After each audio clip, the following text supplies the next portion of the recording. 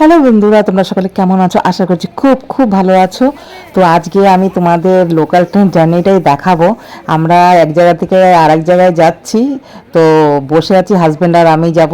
তো খুব দরকারি কাজ ছিল, সেই জন্য বেরিয়েছি। আর সত্যি এত ভালো লাগলো, সেই জন্য আমি ভাবছি তোমাদের জন্য একটা ছোটো একটা মিনি ব্লগ বানিয়ে দিই। তো অবশ্যই তোমরা পছন্দ করবে। তো এখন হাজব্যান্ড আর আমি বসে গেছি, আর টিকিট কাটা হয়ে গেছে, রিটার্নও নেওয়া হয়ে গেছে। আর এখন ট্রেনের অপেক্ষা করছি। অন্য অন্য ট্রেন সব গেল, কিন্তু যেখানে আমরা যাব সেই ট্রেনটা এখন আসবে। আপাতত অ্যানাউন্সমেন্ট হয়েছে, আসেনি এখন অবধি। যেই আসবে তখন উঠে যাব। আর মানে বেশি কিছু না, ট্রেনে উঠে আর বাদ বাকি সব দেখাবো। তো আমার ট্রেনে এসে গেছে, দেখো। এখন ট্রেনে উঠে পড়বো। আর যেহেতু খুব ভালো হলো, ট্রেনটা মানে খালি ছিল, সেরকম ভিড় ছিল না।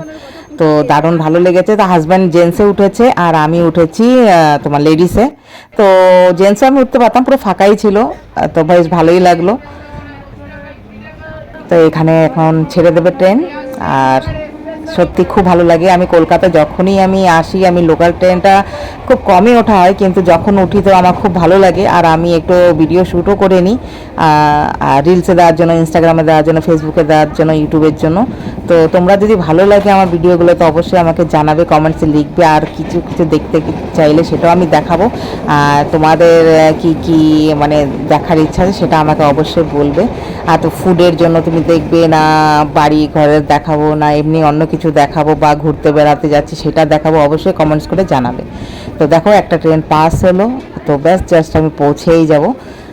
তো দারুণ দারুণ ফিলিং হলো। আর গরম খুব পড়েছে, কিন্তু যেহেতু হাওয়া চলছে সেই জন্য ঠান্ডাই লাগছে।